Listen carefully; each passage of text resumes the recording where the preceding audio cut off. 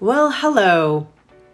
It's October, and the days are getting shorter in terms of sunlight, and we're heading into flu season here in the Northern Hemisphere. And I know that you are probably like me. You can't afford to have anything slow you down. You don't want to slow down, and you definitely don't want to get sick. You've got too much on your plate. There are too many things you want to do, too many things that you have to do. Life is too short and there's just no time to get sick. Well, I'm going to give you a little different advice from what you may expect to hear from me on this topic. So let's get into it. This is Luci Gabel, integrative leadership coach and trainer, author, speaker, and professor at the George Washington University School of Medicine graduate program. And this is my podcast, Leadership, Life, Health, and Happiness. I had an interesting week this week, and I thought, this is something I really need to share, especially right now as we start moving into the season where people get sick. I have always been and continue to be one of those people who just can't afford anything to slow me down. I have too much on my plate that I want to do, that I'm excited to do, too many goals, and I just like to keep going. And for the most part, I've managed to do this pretty well. I do it much better now than I did in the past. And what I used to do in the past was probably more in line with what most people do who have a similar mentality to mine. Most people in leadership roles and people who have a lot going on pretty much ignore the need of rest and recovery. And that's absolutely where I used to be. I couldn't afford to get sick, and I wouldn't get sick. Oh, I wouldn't. I would ignore my body's signals that it needed a break. I would pump myself with decongestants and other kinds of medication that would help me to mask any sickness that I had. I would pump myself up with caffeine and just keep going. And many people today think that's the superpower way to do it. You power yourself through any needs that your body is alerting you to, and even just ignore your body's needs. Because for the longest time, that is what we have thought to be aspirational, commendable, heroic. I thought that too. And I did that for many, many years. Just keep pushing on the same intensity, the same way, every day, month after year, no matter what. You know what comes next, right? It ultimately broke me down. And the thing is, there were always little subtle ways if my body wasn't able to express sickness.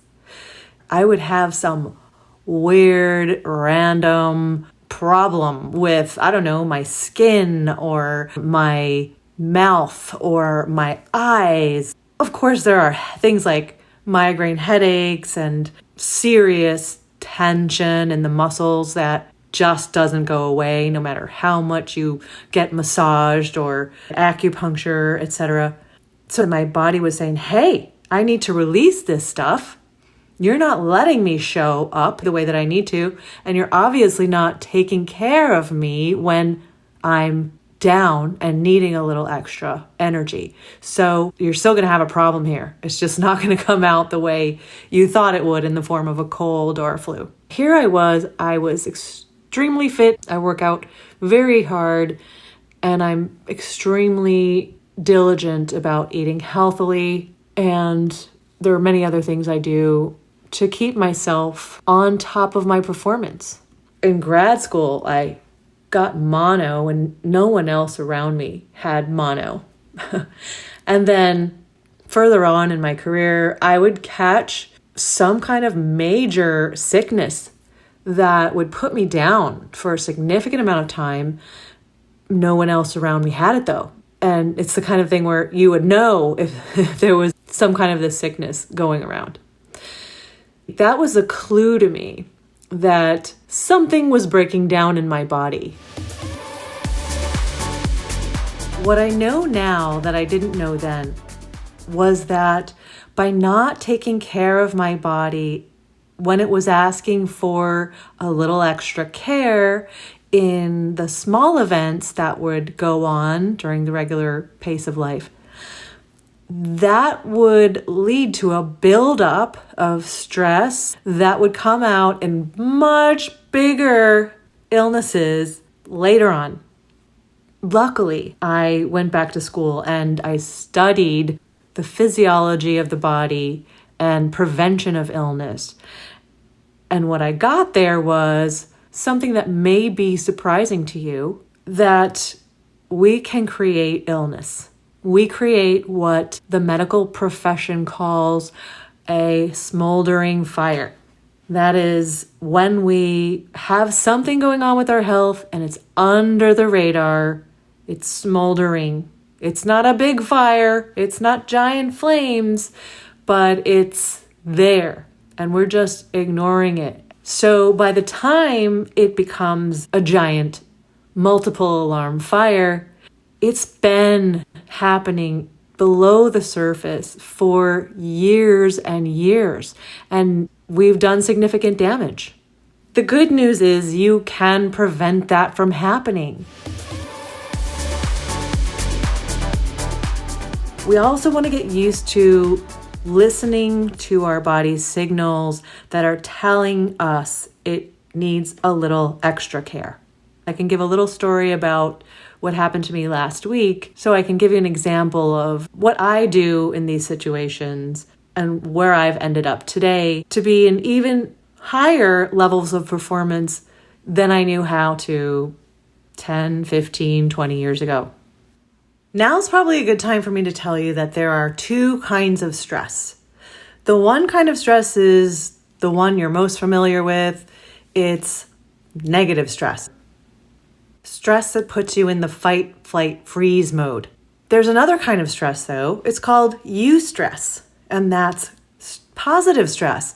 It's good things that are happening, but it requires more energy from your body. So during this past week, I had a variety of extra events that occurred over and above my normal workload, and more of it was eustress than distress. But that doesn't make a difference. Our body still reacts to stressful events in a sense where it saps our energy, and we do need to recover from it. To give you a more clear picture, I was doing all of the normal activities and projects that I have going on a regular basis, which is quite a lot. On top of that, I had a presentation that I was preparing for that was to go on Friday morning. And my sister was coming to visit me the beginning of the week. So these were two eustressful events for me. I was very excited for both of them. And of course, I paced myself. I thought that I would be finished creating my presentation the week before my sister came, but that didn't happen. As we know, life gets in the way. So when my sister arrived, I was balancing out, preparing for the presentation while she was doing other activities, and then, putting down my work and visiting with her. I wanted to have quality time with my sister, as well as making sure she was comfortable and getting some good outings, seeing some sights, and also getting some good food. So everything was going according to plan, except the day that my sister arrived, my husband came home fighting a cold. There became an added mental effort on my part to make sure that my sister didn't go home with a cold and that both were getting what they needed in their own situations. So my husband was quarantining in one area of the house, and of course my sister was sleeping in another area, and we just worked really hard not to have their paths cross too many times and too closely. At the same time, I didn't want to get sick myself. For the first 2 nights, my husband was coughing in the middle of the night and waking me up. So for the first 2 nights that my sister was present, I got much, much less sleep than I needed. The first day of much less sleep, I was able to pull it off. But the second day, I was dragging. The brain fog was intense.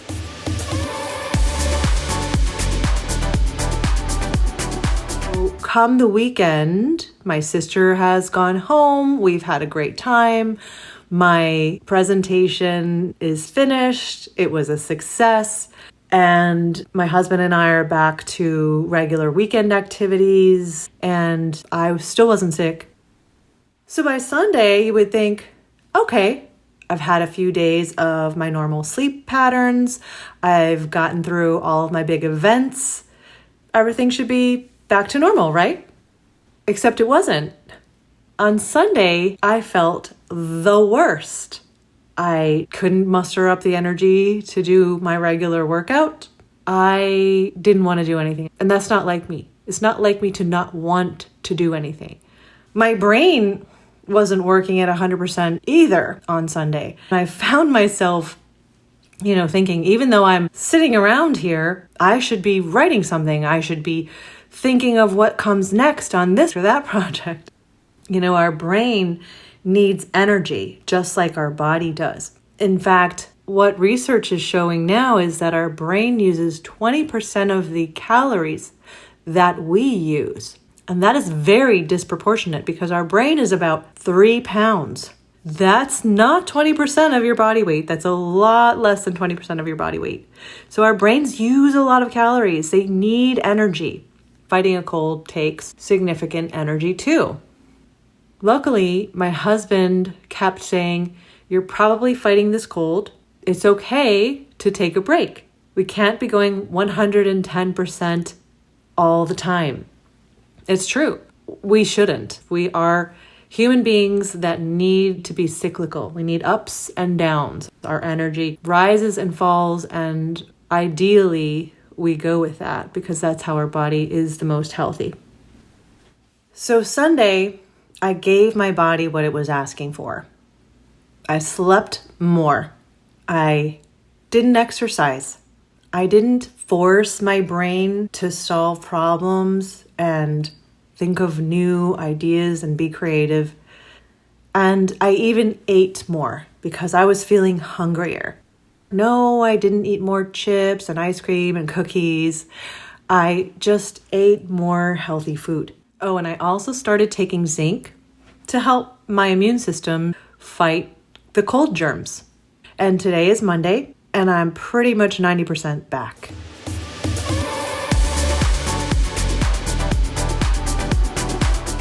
So I basically took one day off, and I'm back to almost full capacity. But let's say that I was ignoring my body signals, felt a little tired for a few days, and just kept pushing.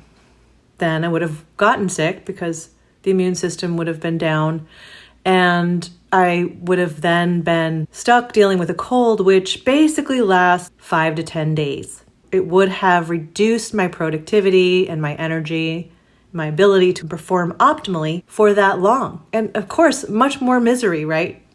We're not even talking about a flu. Let's say I did get sick and I continued to ignore it. Just pump myself with medication that masks the symptoms so I can keep going. You can feel better and feel almost like you don't even have a cold or an illness. But in the long term, if we keep ignoring just the main fundamentals of taking care, we're really asking for something much, much worse down the line.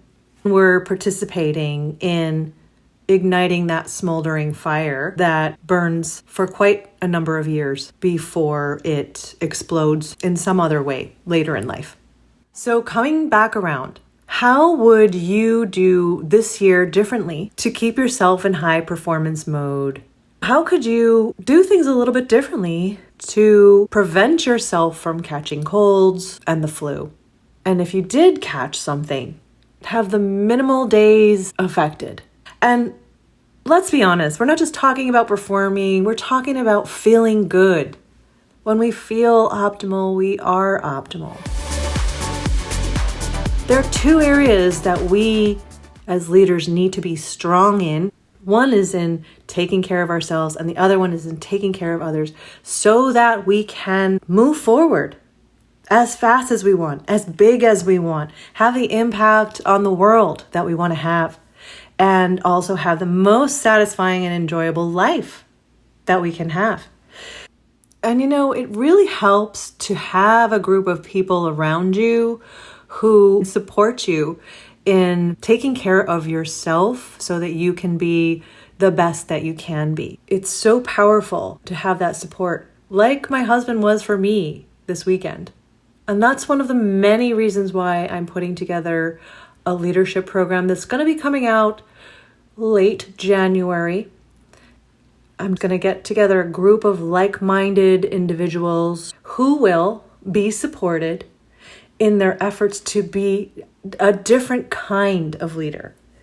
Different in the fact that they are taking care of themselves in order to take care of others, and different in the fact that they are stepping outside the box in leadership practices to be a motivational and inspirational leader with integrity in their own style and in a way that allows them to lead the most satisfying, happy, and healthy life. If you're interested, go ahead over to lucigabel.com/leadership program and see what it's all about. The page is still being developed, so if you go back more than once, you'll see new information going up all the time. But do connect with me if this is something that you're interested in hearing more about. If you like this episode, let me know by hitting the like button or giving it 5 stars, and subscribe if you want more messages like these.